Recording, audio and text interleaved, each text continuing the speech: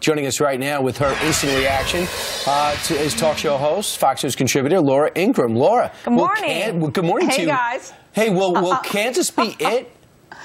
Well, first of all, I have to say, Greg Orman did not look thrilled to be on with you. I mean, he looked like he was just about to go in for a wisdom tooth extraction. I mean, was that the face of a guy who's going to win? I mean, he'd be great at poker if so, because he was like, no reaction, very somber tone, and well, look, Laura, this is go ahead. What does it tell you? He called us late yesterday and said, hey, you know, I haven't been available at all this year until election morning.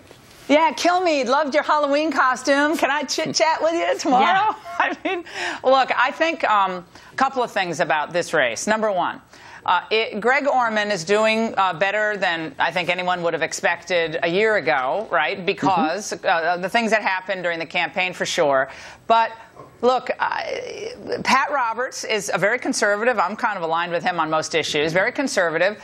But he's not someone, I think, who's known for holding his own party accountable, right? I mean, even if he votes against the establishment, Pat Roberts kind of disappears into the background a little bit, right? So I think what you can learn from Orman, if he wins or loses, is that we probably want to run Republicans in these races that have an air of independence, right? Because I think people are really sick of Washington. We know that. They're really tired of the establishment in both parties.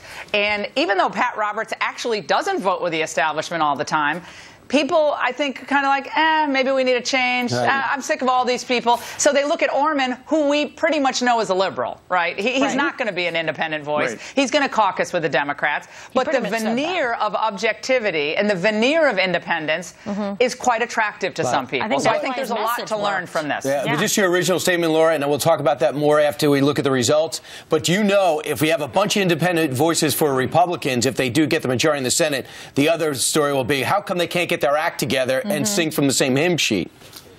Well, that's true if you're doing what the people want to be done. I mean, listen to what Orman said. He said, well, I'm going to get in there and we're going to break the gridlock. Well, that sounds fine, except if the gridlock ends up being a bunch of stuff, breaking it, a lot of stuff that people don't want. I mean, we had a bipartisan agreement on the Patriot Act, on starting the Homeland Security Department, on the first war in Iraq, on a lot of TARP. We had a bipartisan agreement. How did a lot of that work out for the American people? In the end, I think there's a lot of discontent about those bipartisan agreements. So, again, doing stuff that the people want done versus what the smart people say should be done, I think is what is attractive to a lot of voters in the midterm election cycle. So, look, I'm not a fan of Orman, believe me, and I hope Pat Roberts wins, but I think Republicans have to learn about why did he rise to such prominence? Why?